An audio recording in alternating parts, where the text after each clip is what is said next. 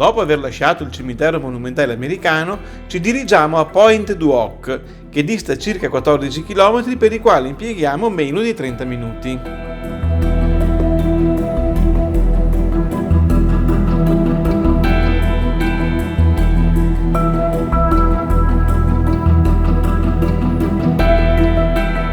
Al nostro arrivo troviamo posto in un grande parcheggio adibito alla sosta dei camper, ma senza servizi e con il divieto di sosta dalle ore 20 alle ore 7. Primo e unico caso di limitazione che abbiamo trovato nel nostro viaggio in Normandia. La Pointe du Hoc, o Punta del Gancio, è una falesia a picco sul mare ad una decina di chilometri a ovest di Omaha Beach. Questa scogliera è diventata famosa per l'epica battaglia che vi si è svolta all'alba del 6 giugno 1944 tra le truppe scelte dell'esercito degli Stati Uniti e le forze tedesche. I Ranger statunitensi che assaltarono la scogliera, alta circa 30 metri, facevano parte delle truppe alleate impiegate nell'operazione Overlord, conosciuta anche come lo sbarco in Normandia. L'obiettivo assegnato ai Ranger era di arrampicarsi sullo sperone di roccia e penetrare nell'entroterra per circa 5-6 km. Questa operazione era strategica perché sulla cima della falesia i tedeschi avevano costruito una fortificazione dove erano piazzati diversi cannoni, con i quali avrebbero potuto decimare le unità statunitensi durante lo sbarco a Omaha e anche a Utah Beach, grazie alla loro portata di oltre 20 km. I Ranger, perciò, dovevano neutralizzare l'artiglieria tedesca prima che aprisse il fuoco sulle spiagge dove doveva avvenire il grosso dello sbarco.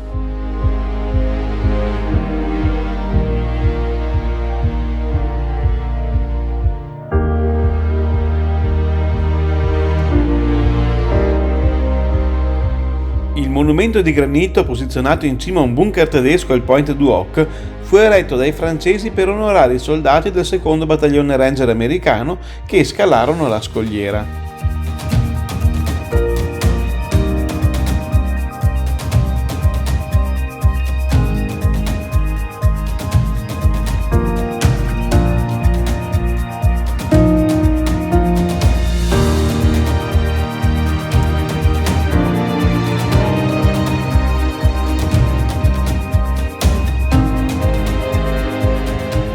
Per mesi, in preparazione dello sbarco, i britannici bombardarono tutta la costa continentale che si affaccia sul canale della Manica e solamente nella notte tra il 5 e il 6 giugno concentrarono il bersaglio sui reali obiettivi dell'invasione. Fu così che 40 minuti prima dell'assalto alla Falesia, la nave USS Texas, per preparare il terreno, si fa per dire, aprì il fuoco con i suoi cannoni sulle difese della scogliera e 20 minuti dopo un ultimo pesante bombardamento aereo fece il resto. Ancora oggi quest'area, così tempestata da profondi crateri, rimane più o meno come è stata lasciata nel giorno dello sbarco.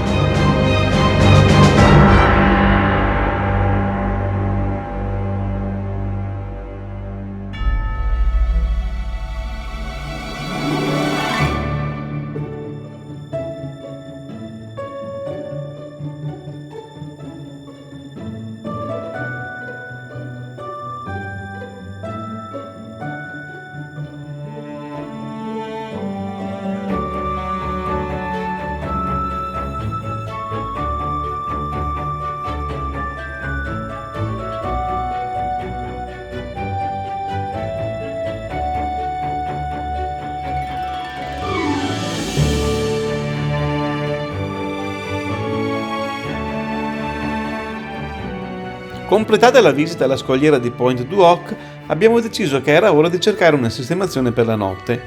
La scelta non poteva cadere meglio che sulla bellissima area sosta di Grand Camp. L'area è vicino al centro del paese ed il prezzo per la sosta è di 10,50 € compreso carico, scarico ed elettricità. La maggior parte delle piazzole però non sono in piano e richiedono i cunei. Il sistema di accesso funziona con la carta di credito e la sbarra si alza solamente se ci sono posti disponibili. Il contatore dei posti liberi crea però qualche difficoltà perché considera occupate le piazzole per 24 ore dall'arrivo, anche se si esce prima. Quindi i posti liberi ci sono, ma la sbarra non si apre. Bellissima quest'area di sosta.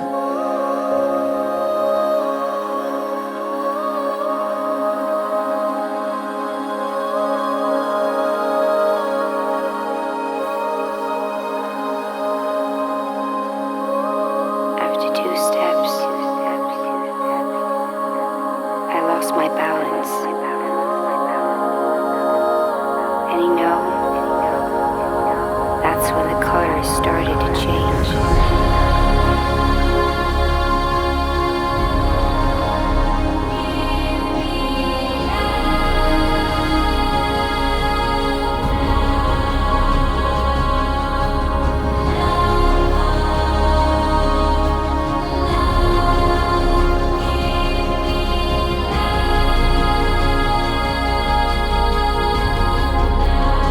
A 3 km da Grand Camp si trovano le batterie di Maisy, che noi non abbiamo visitato. Si tratta di un sistema di fortificazioni, in parte sotterranee, edificato dai tedeschi durante l'occupazione della Francia.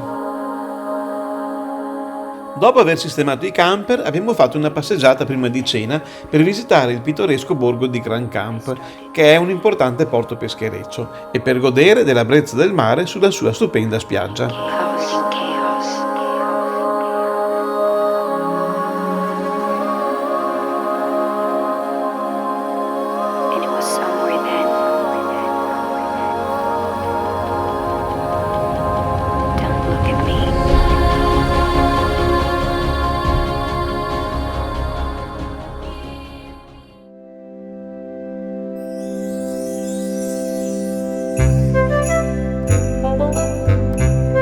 Quando si viaggia con i bambini è importante ricavare del tempo da dedicare ai giochi e alla scoperta delle giostrine che troviamo in ogni località visitata. Su queste gioiose immagini vogliamo mandare un grande saluto al piccolo Mattia e al suo fratellino Giulio, cui va un pensiero speciale, che con mamma e papà ci seguono sempre da Vittoria nella meravigliosa Sicilia. Ciao ragazzi!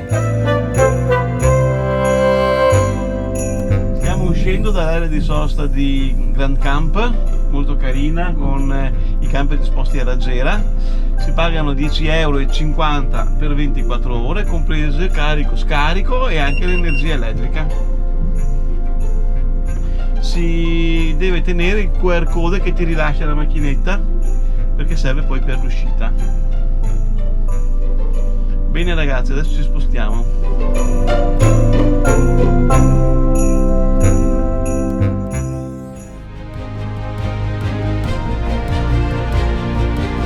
Il mattino seguente siamo ripartiti verso la cittadina di Sainte-Mère-Église, che si trova nell'entroterra a circa 13 km dal mare. Qui ci siamo sistemati in un piccolo parcheggio gratuito vicino alla pasticceria dei biscotti tipici. Dopo aver pranzato in camper, usciamo alla scoperta del borgo. Durante la Seconda Guerra Mondiale, Sainte-Mère-Église fu il primo comune francese ad essere liberato dall'occupazione tedesca, dopo lo sbarco in Normandia, nella notte tra il 5 e il 6 giugno del 1944.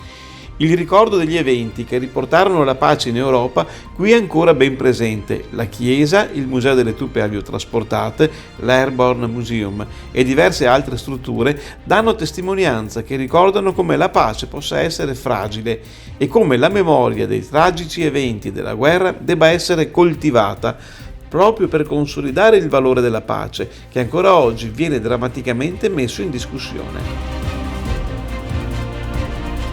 Ma l'attrazione principale di questa cittadina, legata sempre agli accadimenti del 6 giugno 1944, è il campanile della chiesa di Nostra Signora dell'Assunzione, dove si trova un manichino del paracadutista John Steele della 82esima divisione aviotrasportata, che nella notte dello sbarco finì con il suo paracadute impigliato sul tetto del campanile, rimanendovi appeso per molte ore.